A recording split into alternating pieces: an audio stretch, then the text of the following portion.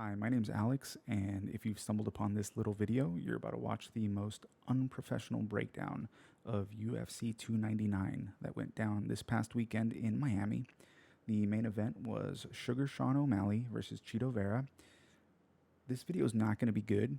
This is the first episode, so hopefully it gets better with time, but just a heads up, you probably have better videos to watch out there. If you stick around, thanks. I got a few thoughts. Let's get right to it. So this was a pretty one-sided affair. It was a pretty one-sided affair for Sean O'Malley. There was the storyline there with his only loss was Cheeto Vera.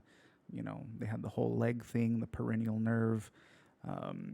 Sean O'Malley has never actually counted it as a loss, even though it is. It very much is a loss, but it's one that I'm sure he wanted back, and I'm sure the UFC only made this fight to get it back to him. And it worked out very well for him. I think it's safe to say that with all the people that Marlon Vera has fought, he's fought some pretty elite bantamweights. We've never seen him lose like this. Like, at the end of the fight, Cheeto Vera looked like he fought Cheeto Vera. Usually he's the one that's putting that kind of damage on people.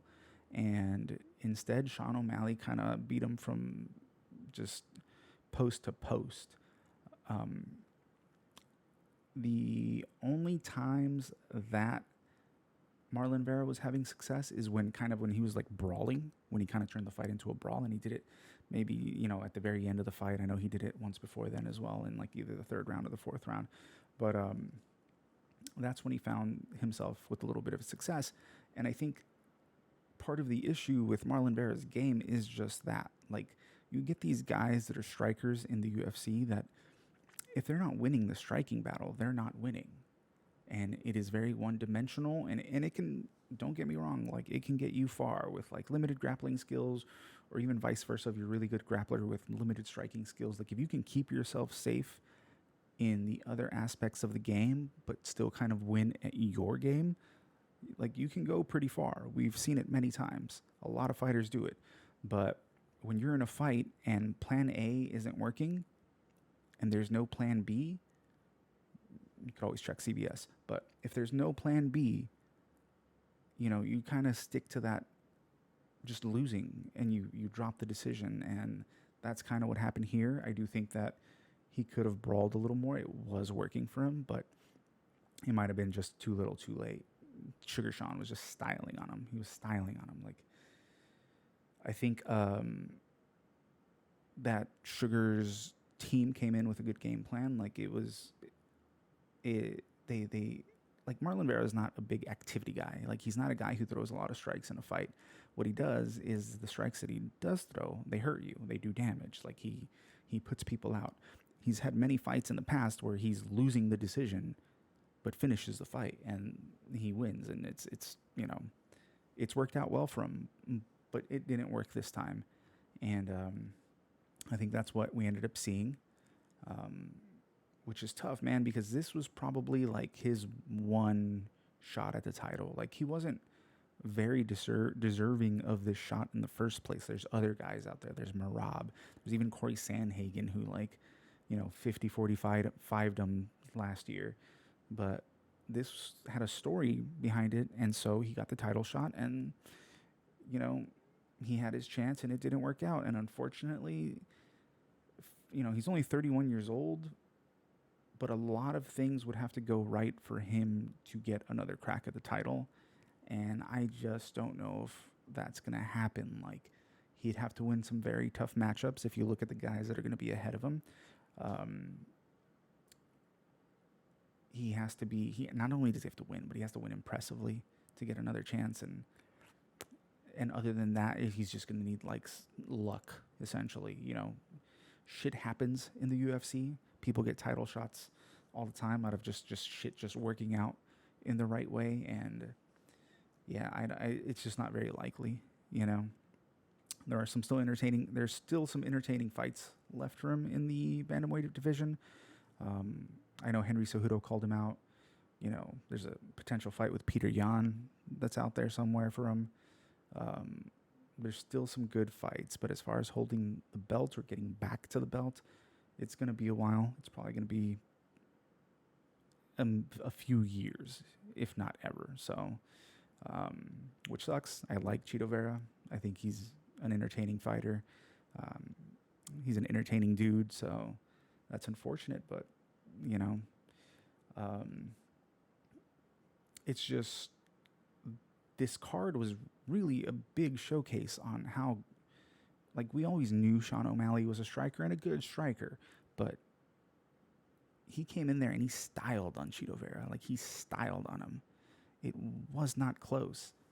Um, he was using a lot of movement. He was varying his strikes. Like, it was nasty. He did get him fight himself in danger a few times, but you know, that's as one sided as it gets. We don't see Cheeto taking damage like that. Like, it was a good one to get back, and it was a good one to get back as the main event of a pretty hyped up card. Like, it's the card right before UFC 300. He's getting all the shine. It's, he this was his moment, and he captured it. He took advantage of it, and from here on, it's all eyes on him. So, as far as what's next, me personally, I would like to see him fight Marab. Um, I think it's a good fight. I think it's an exciting fight. I think it's an interesting clash of styles. I like that. Marab's a difficult puzzle to solve. Like, look at the guys that Marab is beating, and look how he's beating them. He's drowning them. Like, he's just like a waterfall. And it's just like, at first, guys are in there and they're hanging with him, and then the further and further and longer the fight gets, he's coming like a tidal wave, and people can't stop him. Mind you, his wins are by decision, and we have seen him wobbled a few times. That he has been caught with strikes and at least hurt. Henry Cejudo did it. But when Henry did it, he kind of like let off the gas a little bit, like, oh, this is going to happen again. I'm going to catch him again. So I'm not going to rush it and blow my wad right now in the first round. And I think ultimately that cost him, because clearly the fight didn't work out in his favor. He did get tired by the third round. He didn't have much left in the tank. Rob just took over the fight anyway. So I think that Sean O'Malley, we've seen against his prior opponents, like guys like Aljamain Sterling, even this fight, he comes in with a good game plan. And I think that even though Marab should come in as the favorite, just because it's going to be harder for O'Malley to do what he needs to do to win that fight than it will be for Marab. Like, Marab, that's what he does. That's his game. And for Sean O'Malley, for him to win that fight, he's going to have to put his fucking lights out. So I would be excited to see it. I think it should happen next. I also think maybe down the road, if he can win that one, there's also Corey Sandhagen. That would be an interesting fight. But I know that he's talking about Ilia Topuria, and that's just what people do, is they get the belt and then they call the next guy up these days. Everybody wants that double champ status. They think it brings more attention to them. It's also a safe fight to lose and then go back to your own division. And it's like nothing ever happened, I would hope that he kind of stays in his division and defends it a few times. And then, maybe if Topuria can defend his belt a few times, then we can maybe look to making that happen. You could kind of build a little bit, but, things don't always work out that way. And, in a perfect world they would, but, shit happens. People lose all the time. The super fights don't get made. So we'll see if it actually ever goes down. But I would definitely like to see these guys defend their own belts in their own division, at least for a little while, to kind of establish themselves as a dominant champ before looking for dudes in other weight classes. So, yeah, that's it. That's all I got to say. This is the first episode. I'm sorry it fucking sucks. I know I have a very sleepy, croaky voice, and so you're probably already knocked out if you didn't turn this shit off already. But if you watched it, I hope you enjoyed it. Take care. I'll see you next time.